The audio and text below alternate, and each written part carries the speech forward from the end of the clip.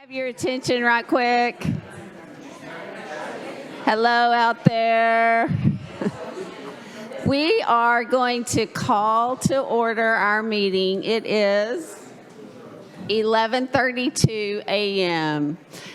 This is the meeting of the SHAC committee, and we're so happy to have each and every one of you here. Thank you for coming. The first thing we're going to do is we're going to ask Mr. Avenshaw to come and tell you, for those of you who are veteran SHAC members, we're under a little bit different law, basically. So Mr. Avenshaw is going to explain that to you. All right, and I've got a mic here, so I'll just explain. The legislature this year compelled SHACs, the School Health Advisory Committee that you're all on, to now comply with the Open Meetings Act. So that's why your notice of meeting looks a little bit different than it has in your years past. We've kept a lot of the same format, but we've got the notice that has been published throughout the community. On our website and where we post notices for school board meetings. In addition to that, we have to video the meeting. Now, we're not live streaming the meeting, so no one's watching us right now, but in the days to come, where we place the link for this meeting, there will be a link for the video within the next 10 days, and any of our SHAC members can watch the video. Anybody in the public can watch the video and what was discussed during the meeting. We will need to keep to the agenda. We can take items out of order.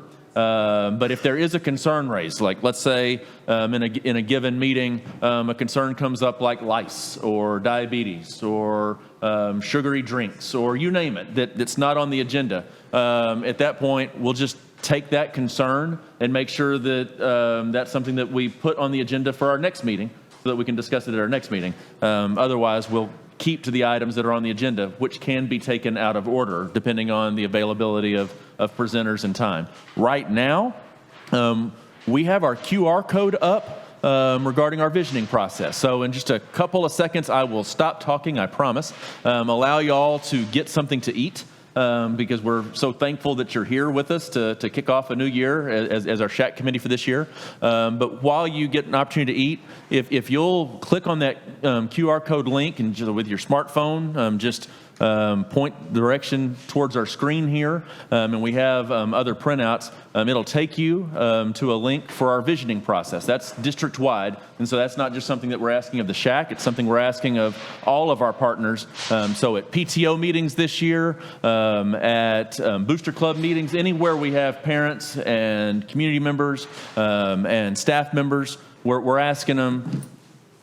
A lot of our folks have already done this, so if you've already done it, feel free to ignore it. But if you haven't done it, we're trying to get feedback from everyone in this community regarding your perception of the district and your goals for the district and your dreams and your visions and your hopes, so that we can use that data to shape our district-wide vision going forward. So that's an opportunity you have today to help us gather that data while we also enjoy a meal together.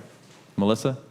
All right, so this is our opportunity to let you guys go through the line and get your food and serve yourselves, and then come back and sit down, and we'll take a few minutes just to, for those of you that would like to and have not done it yet, fill out the survey. So if you would, just come get in line and get your food. We're going to review, and I need to get approval of the minutes from the June 2nd meeting that we had. And I don't know if it's been brought to anybody's attention just yet, but the dates that are scheduled for the next SHAC meetings are going to be adjusted just a little bit. So we are aware of that, but we still need to go ahead and approve what was on the minutes from the last time. So do I have a motion to approve the minutes? If so, if you'll just state your name.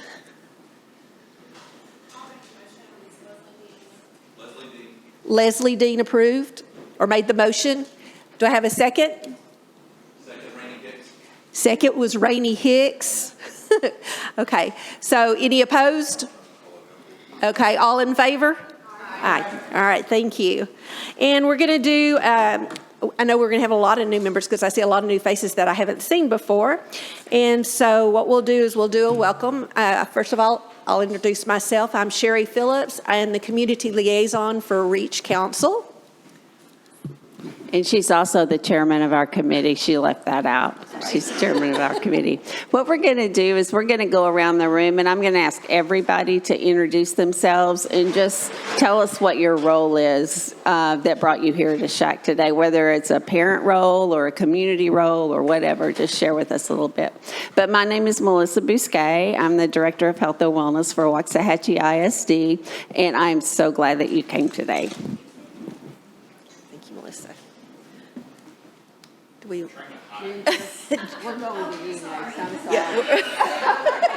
I didn't tell her that. I'm Ginger Robinson, the Director of Educational Support and Counseling for the district. I'm Melissa Ronald-Huber, and I'm the Administrative Assistant to several people here at admin, and I'm also the note taker for every minute, so I'm the one that closes green. Justin Baker, Executive Director of Curriculum Instruction. I'm Bo Livingston, School Counselor at the high school. Monica Chilton, School Counselor at Cook Elementary. Amy Reed, PT Baylor, I'm Gregory, I'm the Director of Athletics. Let's go up here to Lisa. Okay. I'm Lisa Vaughn, Assistant Superintendent of Elementary Learning. Ryan Kaufman, Chief Financial Officer of the district. Lee Ivanshine, Deputy Superintendent and General Counsel. Josh Oliver, Director of Safety and Security. I'm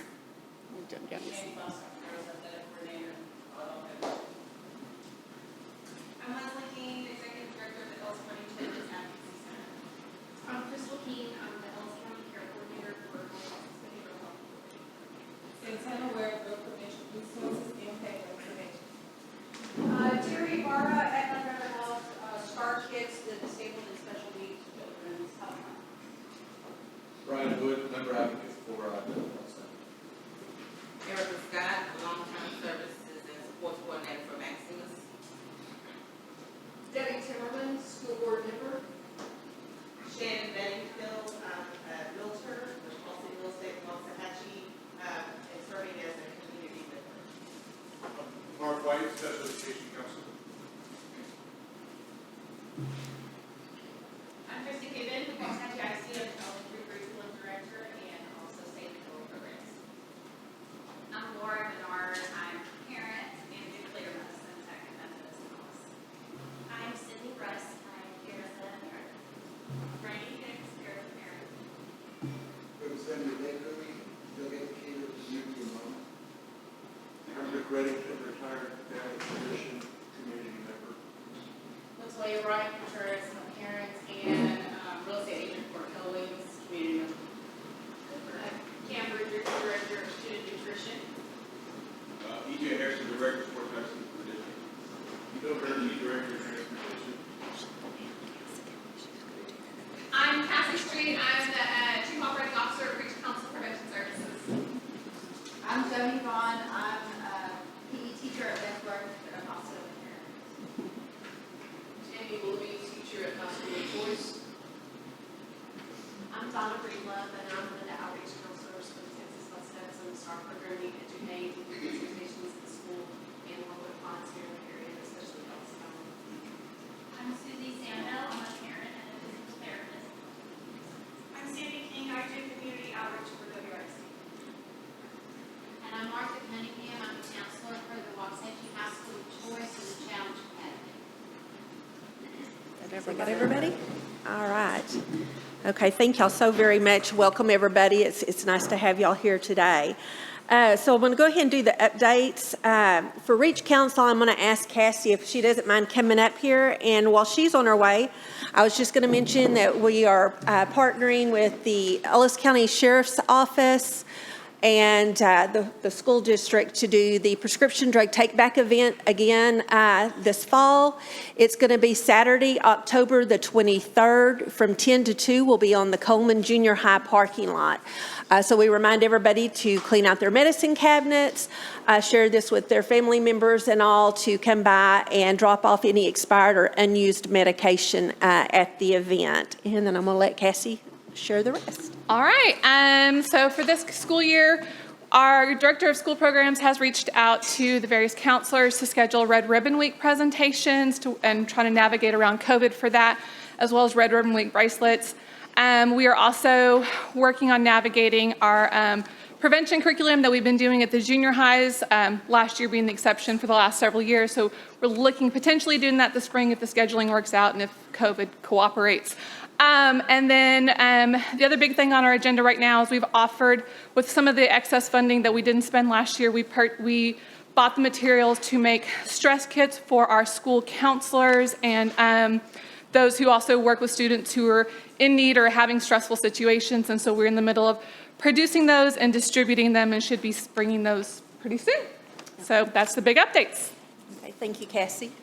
And also, Santana, do you want to go ahead and come up here? I was going to also mention with the partnership that we have with the Impact Waxahachie Coalition, they have received some COVID relief funding that will be distributed, I guess, within the next 18 months.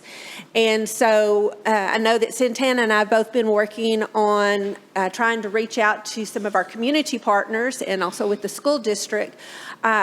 The idea of the funding is to bring community members back out, basically into the community. And so some of the things that we can do is partnership with schools. I know that in some cases that, some of the coalitions are helping provide outdoor seating to where, family members can come and have lunch with their kids. And so they're not necessarily, in the cafeteria, but it's an opportunity for them to come and do, set up outdoor seating if needed. And so basically, if there's some projects that maybe funding's not currently there for, that it could be utilized, we would love to be able to talk to somebody on partnering on things like that.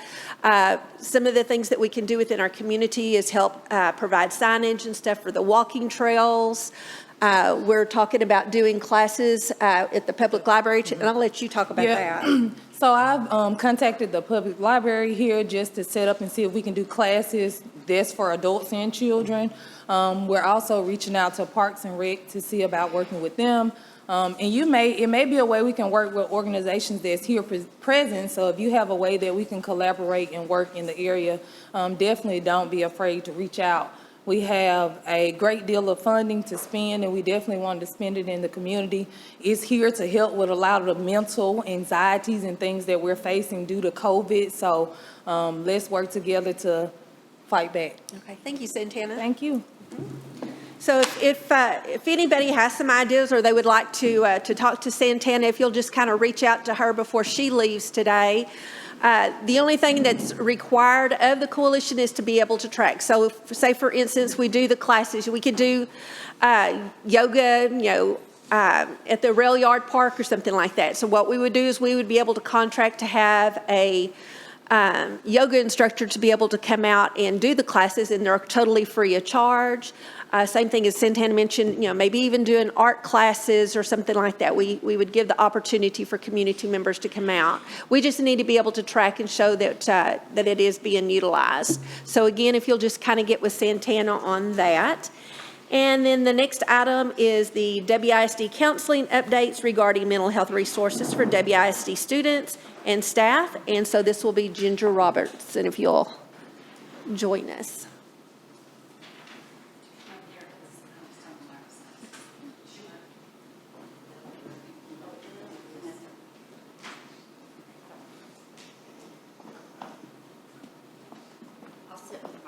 Okay. Sorry. So to give some counseling updates, you guys who have been part of our committee for the last several years, you'll know where we have stood with our mental health counselors. Last year, we started an MOU with Next Steps Counseling out of Tyler. We had one licensed mental health counselor at the high school all last year. This year, we've increased to 5 mental health counselors across the district. We have 2 days a week that they are at each of our junior highs. 1 day a week, they're each so we have someone at an elementary campus, the high school of choice campus, and at Global. And then we still have our one for 5 days a week at Waxahachie High School. So those are provided. We have the MOU agreement with Next Steps. out of Tyler. So all of our campuses now have licensed mental health counselors available for our students. Our counselors work through a referral process. And then they get parent permission and consent to work with the students so that the students don't have to leave. They have a licensed mental health provider right there on campus that they can work with.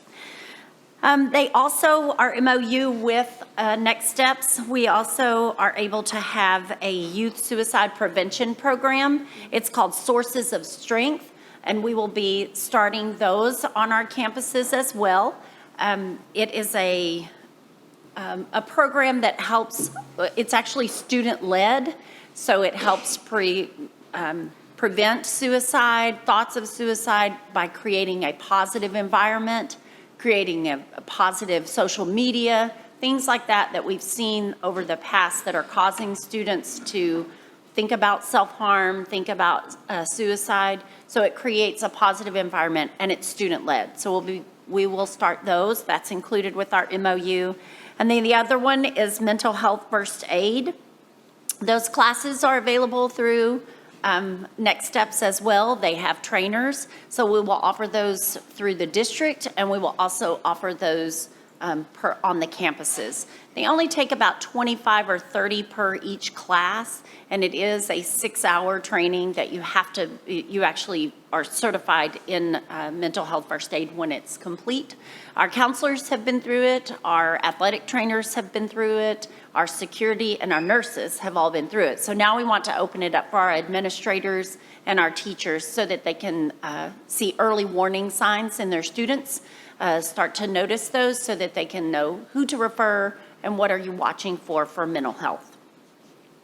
The other thing that we started this year, we have one other, it's kind of been we met over the summer to implement a mentoring program through our junior highs and high schools, and it just started last week at Waxahachie High School, and we started it at our 3 junior highs this week. It's called Inspire Schools. It is actual mentors come into the classrooms and work with our students, teaching them really good social emotional learning skills that they're learning, teaching them responsibility, goal setting. Mentors speak about what they do, what their jobs are out in the community, so that our students then get inspired to go and look at different careers, maybe try to choose something different. So right now at our 3 junior highs, they're in the 6th grade PE classes for this semester. They go 1 day a week. Each of our junior highs are on a different schedule. So 1 day a week for 6th grade PE, boys and girls. And then second semester at our junior highs, we're going to target our 7th grade students. So they'll all be going through our social studies classes at 7th grade at our junior highs. At Waxahachie High School, first semester, they're in our Spanish 1 and 2 classes, working with our 9th graders. It's a little bit different curriculum. So our kiddos that get it in junior high will have a different set of lessons when they get into high school. Second semester, they'll be in French and ASL classes. So it's just a great opportunity for our students to learn some really good social skills. At the end, which I'll tell you more about that as we get towards the end, but at the end of this year, there's a celebration and they come together, all of these kiddos, not just from our schools, but from all around the high school kids. They have a banquet and they dress up and they get to go and use their skills that they've learned and get to hear. It's like a big day of presentation for our students. So it's a reward for them at the end once they complete the mentoring program. That's awesome. So that has started at our schools too. Oh, and one more thing. Red Ribbon Week. You heard we partner with REACH quite a bit to our counselors are. Red Ribbon Week is October 23rd through the 31st. The week before that is homecoming, so our secondary are not doing all the dress up. They'll still have, we have presentations, but our elementary classes, our elementary schools will be doing dress up and kind of getting into the spirit with the Red Ribbon Week and Halloween right around that time. So that's it for me. Thank All right. you. Appreciate it. Okay, let's see. Next, we have the WISD security update with Lieutenant Josh Oliver.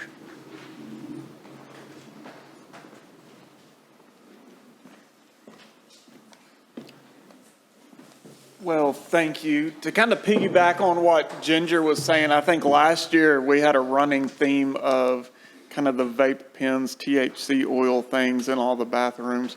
This year, we have a running theme, it's going to be mental health so far. The first 6 weeks, we've seen a lot of issues with mental health. And I honestly can't tell you what we could attribute that to, whether it's just coming back from COVID, whatever it is. We've seen a lot of that. And I'm really thankful for the Next Step mental health counselors that we've had in all the schools, because they've been fantastic helping us out with kids that are in crisis situations. And also, we're thankful for the behavior specialists and people like Mark here that help us out with our special needs kids that are going through crisis situations. But that's definitely what we're seeing right now, is an uptick in that sort of thing. But yeah, that's about it. That's about it. Thank you, sir. We appreciate that. Okay, let's see. Now we'll have the WISD health updates, specifically including WISD's response to COVID-19 and the status of the current conditions with Melissa. Most of you have probably heard we have something called COVID right now. I wish I hadn't heard of it, but anyway, at the beginning of the school year, this is just kind of Melissa evaluation of things, and it's probably not very scientific, but it just seemed like to me we started school at the wrong time for this new variant. It was just starting to peak when school started, and it hit us hard at the beginning, and that's the bad news. The good news is things are looking a whole lot better. Our numbers have gone from the Lee, help me remember, 130s maybe at one point, 120s? A little higher than that. A little higher than that. Truly, district-wide, we were above 200 there for a few days leading up to Labor Day. And then every day since Labor Day has just been proportionately down. More kids coming back than new kids going out. And that's the goal for every day, but we've actually gotten to see it multiple consecutive days in a row, it seems, since Labor Day. And we're down to the 70s, 80s currently. I haven't finished today's numbers quite yet, but that's around where they are, unless things have changed a lot since I came to this meeting. And that's the good news. I feel like this year, more than last year, we've had pockets of infection. And by that, I mean specific schools getting hit really hard. That happened to us this year at the beginning of the year. It's better now. Everybody's settling down for the most part. So does anybody have any questions about our COVID protocols or the way we publish information about our active COVID cases? Anything like that? As far as supplies go for PPE and things like the mandatory self-tests that TEA implemented right at the beginning of school year, and by mandatory I mean if you're a close contact, whether you've been vaccinated or not, as a staff member, you then have to undergo rapid tests. Originally, TEA's rule said every other day. It's been changed to periodically. Our protocol still says every other day. So you have to undergo the rapid tests. Well, we jumped out and grabbed as many as we could. But every other school district in the state was doing the exact same thing because there wasn't a whole lot of warning from TEA that new requirement was going to be implemented when it was in mid-August. We've since seen a lot of good changes in regard to the supply chain. Whatever needed to be mobilized by pharmaceutical companies to get those tests available, and companies that are responsible for making masks and hand sanitizer, you name it. We're seeing a lot more in the supply chain now. So there should not be a campus that is without. We are checking them regularly. But if any of you are staff members on a campus or parents of kids on a campus, and you just hear that mentioned or you see a need, we're trying to be as proactive as we can. So hopefully that doesn't exist wherever you are. But if it does, we can get the supplies. One, we may already have them. Melissa, doing her inventory, saw some campuses with essentially a surplus versus other campuses that had some, but not as much to feel comfortable. So we, have redistributed within our own district, but we can get more. And a lot of it's grant funded. So it's no cost to Waxahachie ISD taxpayers. I'm not saying it's no cost to taxpayers. It's being shared by the state, but we can get it. So if you're seeing any of that, know that fortunately we're addressing any kind of supply issues to get masks, to get hand sanitizer, and to get those rapid tests. And I just want to thank Mr. Calden. He's the one who found our test source for us this time. So we have plenty of tests right now, so that's a good thing. All right, any other COVID-related questions? Ready? Okay, that's good. The next thing for me is drug testing, and we are about to start the 21-22 school year drug testing schedule soon. Of course, I can't share dates like that, but we are about to do that in the next month or so. For those of you that are new to our committee or don't know, we drug test students that are involved in extracurricular activities or drive on campus. And by drug test, what I mean is we put all those students' names in a pool, and the drug testing company places that pool of names into a randomizing software program, and then the drug testing company selects, or the computer selects, the list of students each month that are tested. So Waxahachie has nothing to do really with who is tested each month. It is purely random, and yes, sometimes students' names get chosen more than once. We have a rule that we will only, if a student gets chosen twice and tests negative both times, that we will not test them again for the rest of the year. It seems like the pool is even bigger this year than it's been as I'm putting all the names in. So that encourages me. That tells me that these kids are involved in stuff, and that's a good thing. They're out there and they're active and they're doing things. So that's always a good thing for our kids. Does anybody have any questions about drug testing? All right, y'all aren't very questioning today, but that's okay. That's okay. In years past, just for the committee's sake, if we test in a given cycle 100, and that's a pretty common number each cycle, and it'll be roughly 60, plus or minus kids at WHS, and then 10 plus or minus kids at Global and each of the 3 junior highs.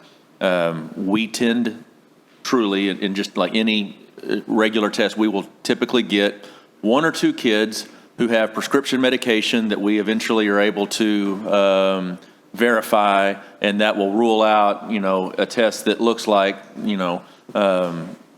one of the adrenaline-producing stimulants. Meth positive. And so we will wind up with 1 or 2 marijuana positive cases, and there is no justification for a THC marijuana positive, and then those we start the counseling process for those kids, and they will have to be retested in addition to other consequences before they re-enter their activity.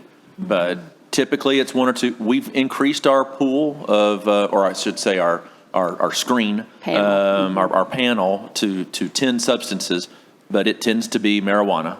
That's the thing that we find, with the occasional prescription medication that, generally speaking, comes with a justification. We've had a couple of cocaine positives in the whole history of Waxahachie ISD drug testing program. But like Mr. Robinson said, it's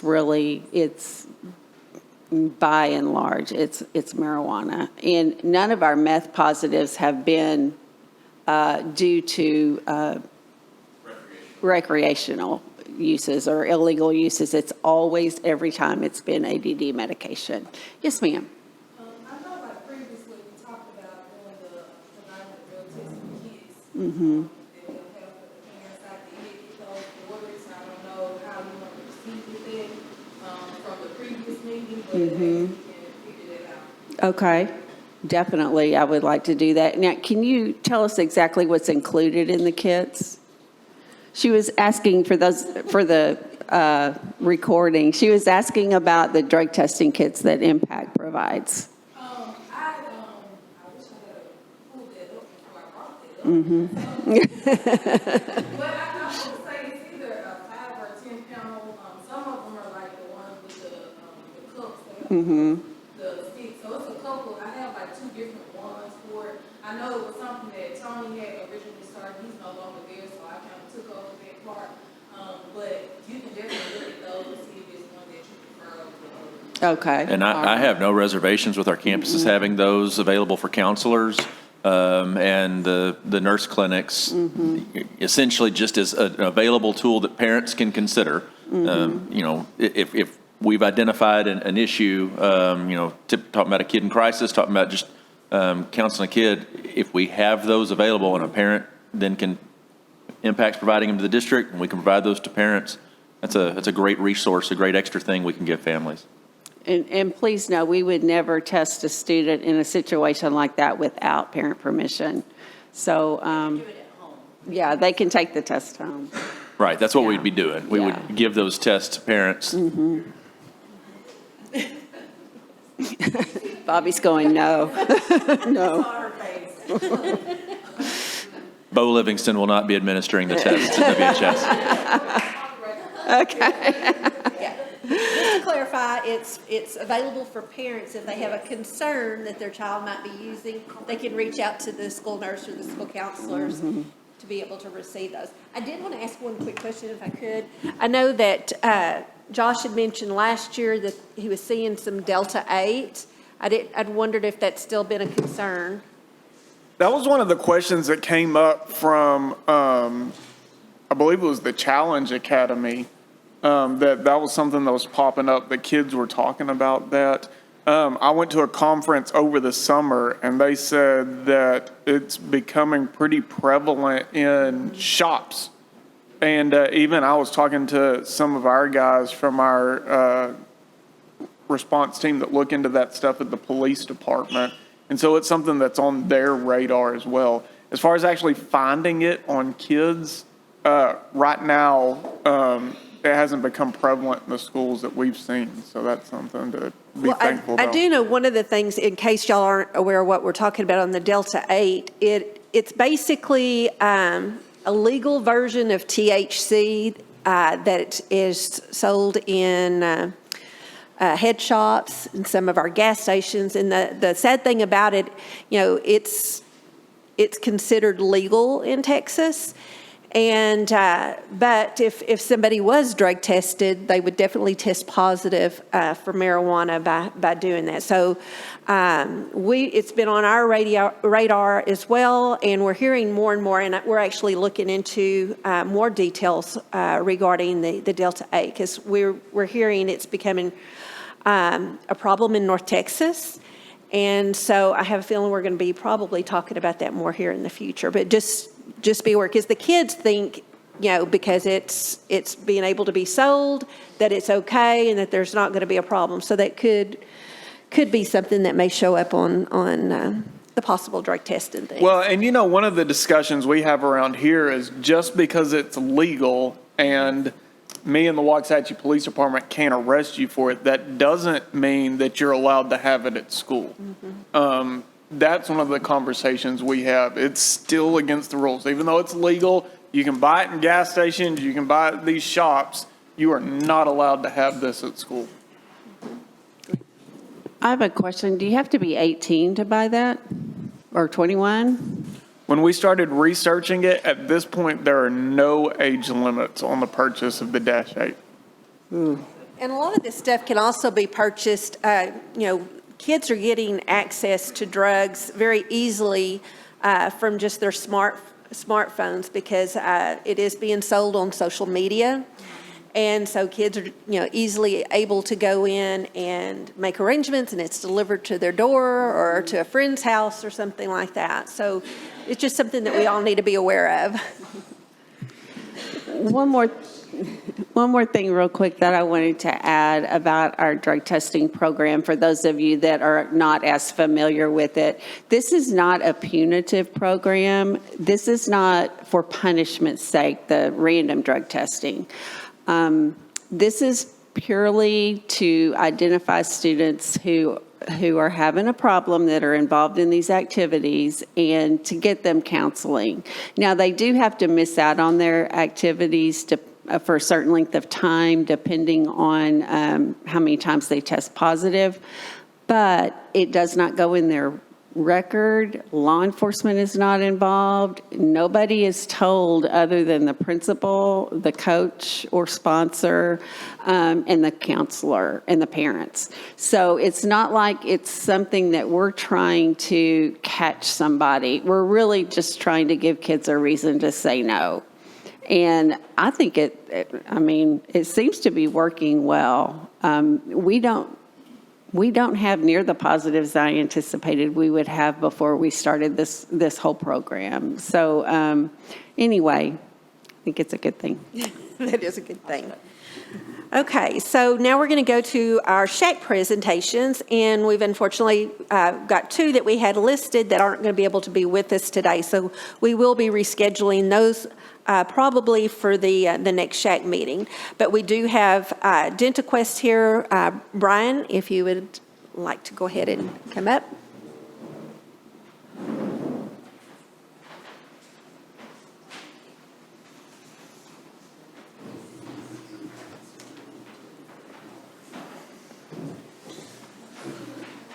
All right. Hello. I was one of three, and now I'm the only one, so no pressure. My name is Brian Wood. I am the member advocate specialist for DentaQuest. DentaQuest is one of the three dental plans that manages Texas Medicaid and CHIP dental benefits. My job, the title's member advocate, but the way I explain my job is community outreach and education, and also helping people navigate and access their benefits. So, like if it was a 30-second presentation, that would be it.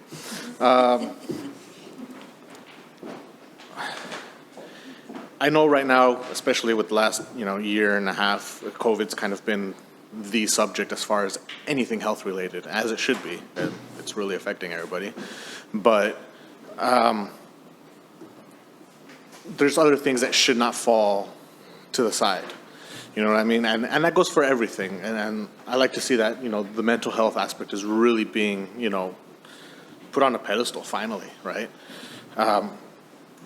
But there's always the other smaller things that people just never really give a second thought to. And one of the biggest ones happens to be oral health.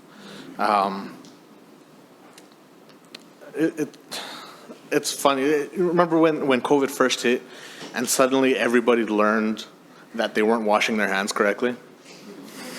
And it's something everyone's done their whole life.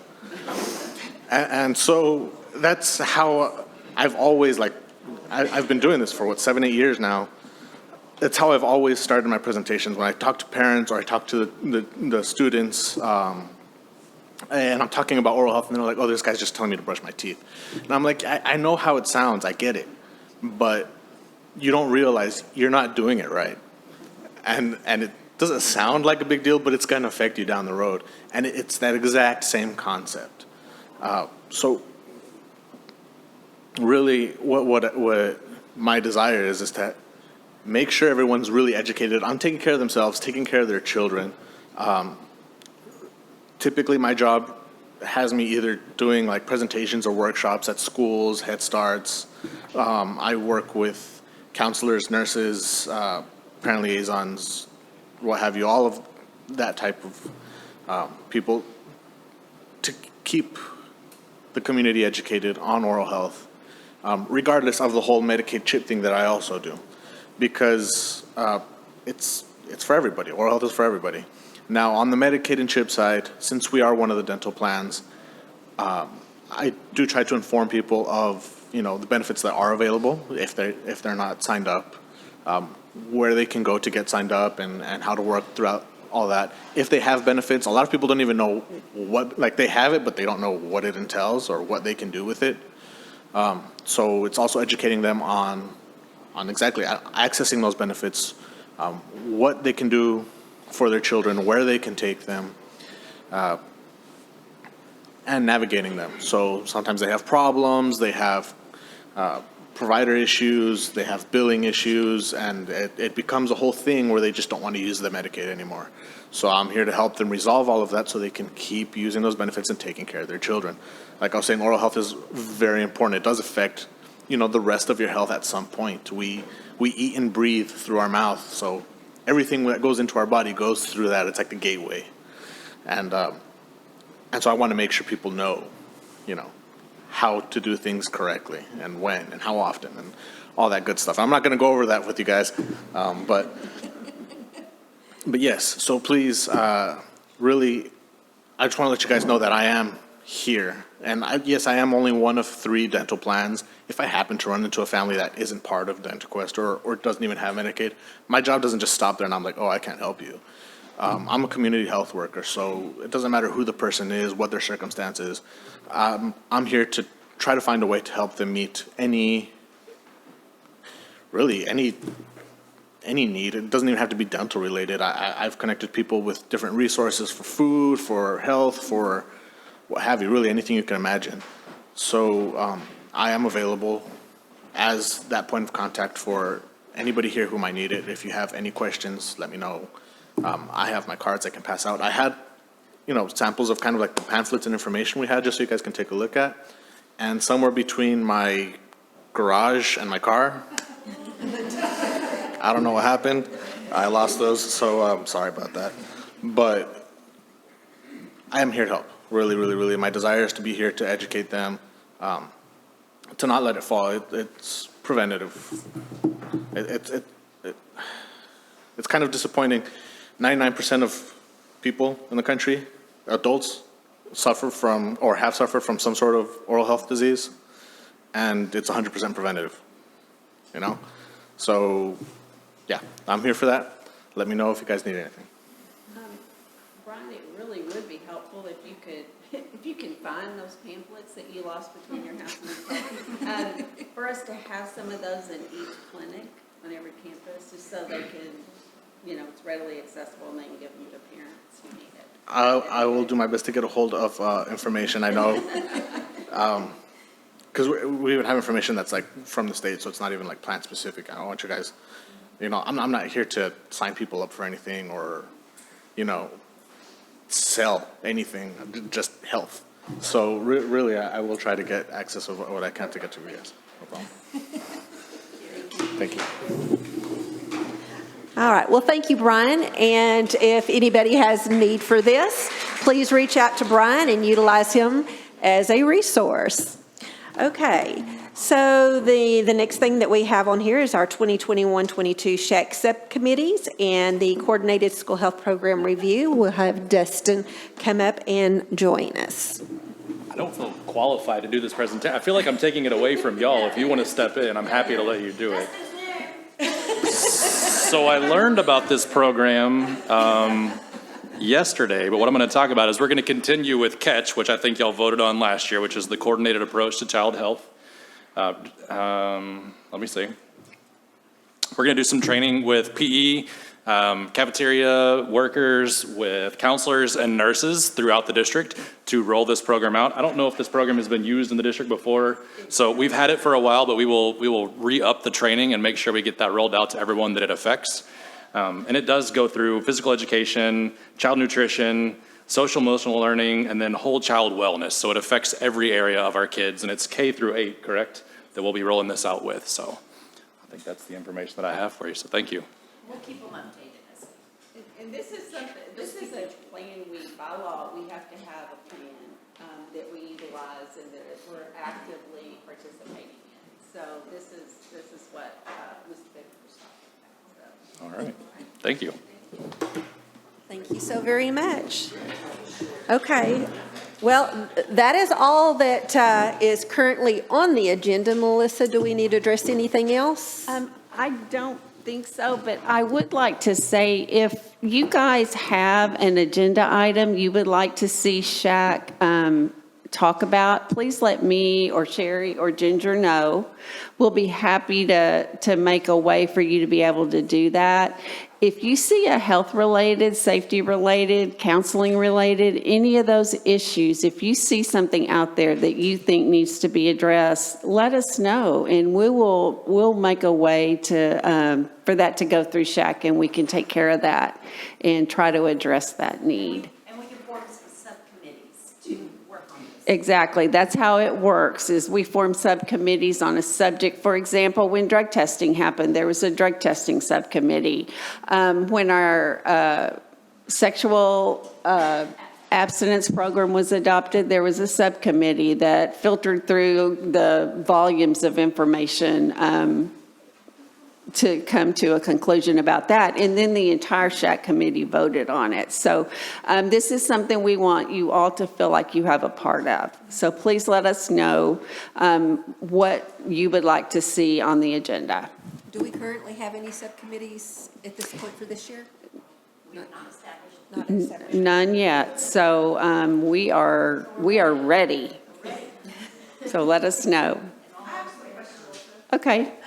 So how, I have a lot of great information, but how is that being, I guess, sent out to the community? Like, how do the parents know that there's free drug testing, should they be concerned? How do they know that Delta 8 is, hey, this is something that's out there, it's just under the level that's illegal, you should watch out, how is all this information? How about writing? How do they know that writing is a great resource should they have the CHIPS program? Is it just the website? Is there a newsletter? I don't have kids anymore in school, so Yeah.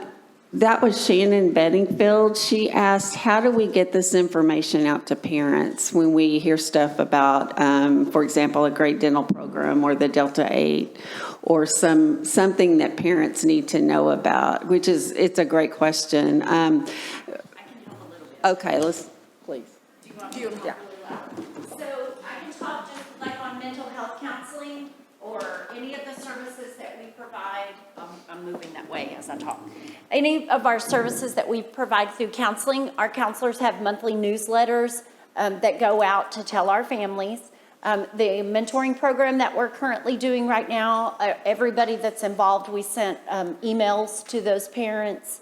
For our sexual abstinence classes that they're about to take, it's now an opt-in, so all parents they have to have an opportunity to fill out a form. So really it's a lot of communication through school messenger, our counselors sending out resources. I have a website that has all of our resources listed. So that's how we help on our end when we can send out information, so if that helps. I'm an empty nester too, but just in thinking what you were saying, communication as a parent, I know I was a big sports person in my family, so whether it was like in the football schedules, basketball schedules, where you see the roster of the kids and what positions, so maybe even, I don't know if that's included, and maybe some of the communication is maybe putting on in those things that parents, it gets them in their hands, that they're good, and they kind of strategically put it between where the kids get introduced, I don't know, not to be sneaky, but I'm a parent, I know that I'm only going to see the kids, and then I probably won't go to the last page, but maybe something like that, since it does tangibly put them in their hands as they're walking into those sporting events. It's a great idea. Thought? Yeah, that's on my side. I don't know.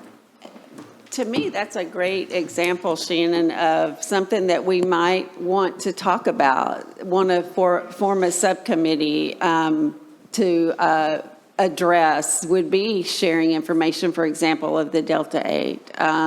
Concerns that maybe we see among the students, but we're not necessarily getting that information out to parents. So that is definitely something we can put on an agenda for next time. everybody's getting information through social media.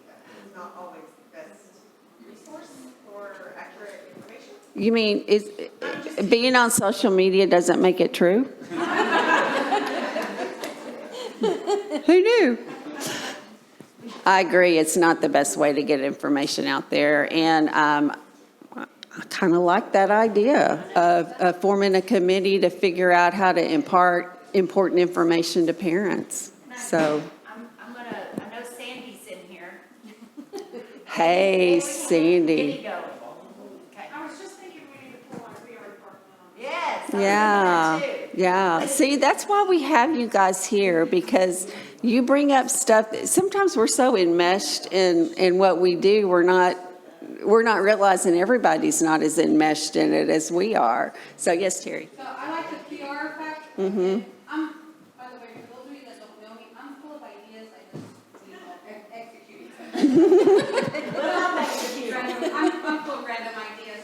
But even in looking at PR, everyone likes it, especially how, we've been constantly, even a scavenger hunt.